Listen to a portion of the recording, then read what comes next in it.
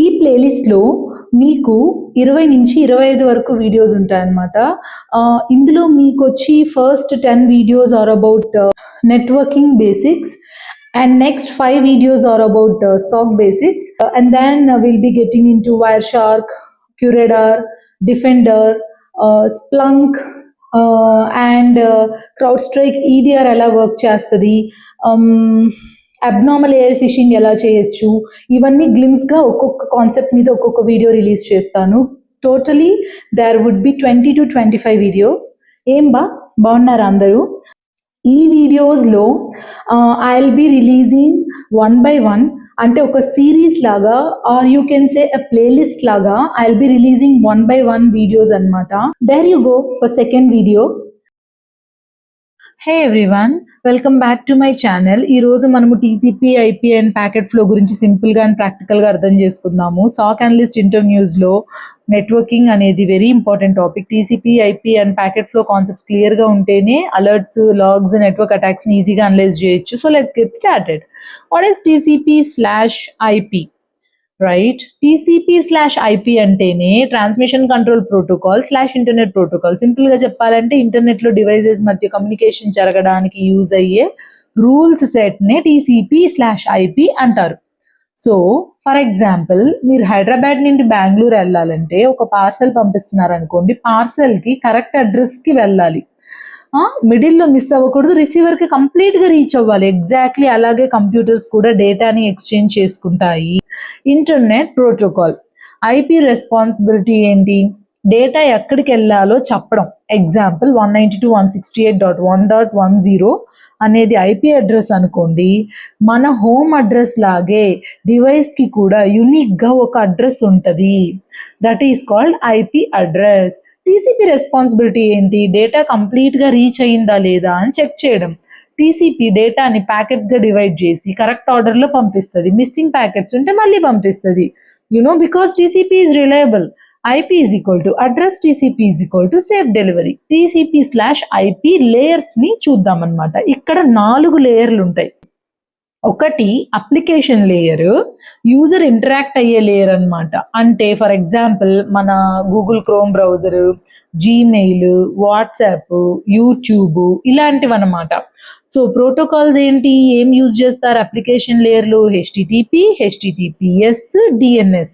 So transport లేయర్లో ఏం జరిగిద్ది? ప్రోటోకాల్స్ వచ్చి TCP, UDP, రెస్పాన్సిబిలిటీస్ వచ్చి సెగ్మెంటేషన్, రిలయబిలిటీ, పోర్ట్ నెంబర్స్. అలాగే ఇంటర్నెట్ లేయర్లో ఐపీ అడ్రస్సింగ్, రౌటింగ్ జరిగిద్ది. సోర్స్ అండ్ డెస్టినేషన్ ఐపీస్ అక్కడే యాడ్ అవుతాయి. నెట్వర్క్ యాక్సెస్ లేయర్ ఏంటి? ఫిజికల్ ట్రాన్స్మిషన్ జరిగిద్ది. అంటే ethernet, wifi, MAC address work చేస్తాయన్నమాట ఇక్కడ. అంటే డేటా అనేది ఫిజికల్ ట్రాన్స్మిషన్ అనేది ఇక్కడే జరుగుద్ది డేటాకి. So that is what it is. So next we go for packet flow over view. అసలు ప్యాకెట్ ఫ్లో అంటే ఏంటి గైస్? డేటా సోర్స్ నుండి డెస్టినేషన్ వరకు ట్రావెల్ చేసే ప్రాసెస్ని, ఇందాక మనం చెప్పాం కదా, హైదరాబాద్ నుంచి బెంగళూరుకు ఒక కొరియర్ పంపించాలంటే ఆ వెళ్ళే ప్రాసెస్నే, సోర్స్ నుంచి డెస్టినేషన్ వరకు ట్రావెల్ చేసే ప్రాసెస్నే మనం ఏమంటామంటే ప్యాకెట్ ఫ్లో ఓవర్ వ్యూ అని అంటాము. అంటే we can take an example అనమాట. ఒక ల్యాప్టాప్ ఉందనుకోండి. ఈ ఎగ్జాంపుల్లో ల్యాప్టాప్ నుంచి రౌటర్కి, రౌటర్ నుంచి ఐఎస్పీకి, ఐఎస్పీ నుంచి ఇంటర్నెట్కి, ఆ తర్వాత గూగుల్ సర్వర్కి వెళ్తాయి. అంటే ప్యాకెట్ జర్నీని ప్యాకెట్ ఫ్లో అని అంటారు. సాక్ అనలిస్ట్ అటాక్ ఇన్వెస్టిగేట్ చేయడానికి ప్యాకెట్ ఫ్లోని బాగా అర్థం చేసుకోవాలి. రియల్ ఎగ్జాంపుల్, google.com ఓపెన్ చేయాలనుకోండి. సపోజ్ బ్రౌజర్లో వెళ్ళి www.google.com ఓపెన్ చేయాలి. టైప్ చేసి ఎంటర్ ప్రెస్ చేశారనుకోండి. బిహైండ్ ద సీన్స్ ఏం జరిగిద్ది? చాలా స్టెప్స్ ఉంటాయి. అరౌండ్ 7 to 8 స్టెప్స్ ఉంటాయి. డీటెయిల్గా ఎక్స్ప్లెయిన్ చేస్తాను, వినండి. Step 1, browser creates a request. అంటే బ్రౌజర్ వచ్చి గూగుల్ వెబ్సైట్ ఓపెన్ చేయాలి అని రిక్వెస్ట్ క్రియేట్ చేస్తుంది.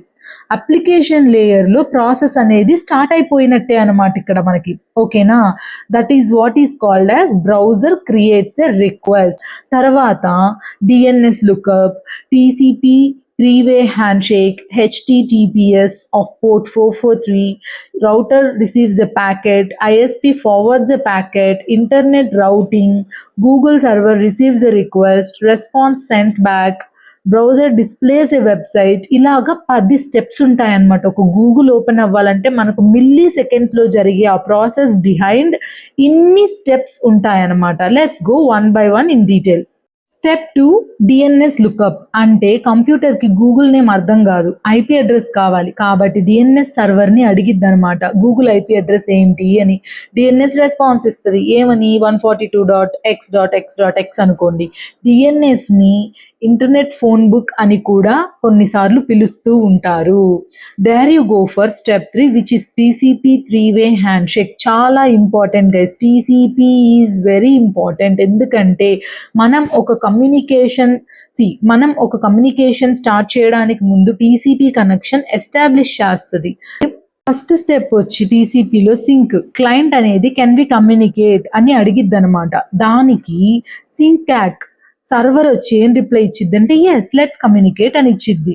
దానికి క్లయింట్ ఏం రిప్లై ఇస్తుంది, ఏసీకే అక్నాలెడ్జ్ అంటే ఓకే లెట్ us స్టార్ట్ అని అంటది. అప్పుడు కనెక్షన్ ఎస్టాబ్లిష్ అయిపోయింది. ఇది ఇంటర్వ్యూలో చాలా చాలా important question. Okay yeah. So TCP 3-way handshake is very much reliable. It makes sure each and every packet is transferred. Step 9 response sent back. Google server బ్రౌజర్కి డేటాని పంపిస్తుంది. For example HTML, CSS, JavaScript, images ఇలాగనమాట. Step 10 వచ్చి browsers displays website. Browser ప్యాకెట్స్ని collect చేసి web page render చేస్తుంది. Finally Google home page display అవుతుంది. ఇదంతా గైజ్ మనకు మిల్లీ సెకండ్స్లో జరుగుతుంది. కానీ దీని వెనకాల ఎన్ని స్టెప్స్ ఉన్నాయో చూడండి. This is all about the 10 steps అనమాట. Packet structure. ఒక ప్యాకెట్లో ఇంపార్టెంట్ ఫీల్డ్స్ అనేటివి కొన్ని ఉంటాయన్నమాట. ప్యాకెట్ ఎక్కడి నుంచి వచ్చింది అంటే సోర్స్ ఐపీ. ఫర్ ఎగ్జాంపుల్ 192.168.1.5 అనుకోండి. డెస్టినేషన్ ఐపీ, ప్యాకెట్ ఎక్కడికి వెళ్తుంది, Google server IP in our example, previous example. Source port, client temporary port, example 55000. Destination port which is a service port, HTTPS, HTTP, DNS అంటే 443.80.53. Payload అనేది actual data. Example login request అనుకోండి. Website content, emails ఇవన్నీ చాలా important అనమాట. Packet స్ట్రక్చర్స్లో ఇవన్నీ భాగమే.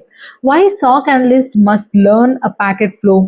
సాక్ అనలిస్ట్గా మీరు ఇన్వెస్టిగేట్ చేయాల్సిన వాటి examples malware, phishing, data exfiltration, suspicious connections. Packet flow అర్థమైతే సోర్స్ ఐపీని ఐడెంటిఫై చేయొచ్చు, డెస్టినేషన్ ఐపీని ఐడెంటిఫై చేయొచ్చు, ప్రోటోకాల్ని డిటెక్ట్ చేయొచ్చు, అటాకర్ కమ్యూనికేషన్ ట్రేస్ కూడా చేయొచ్చు అనమాట. So SOC analyst must learn the packet flow.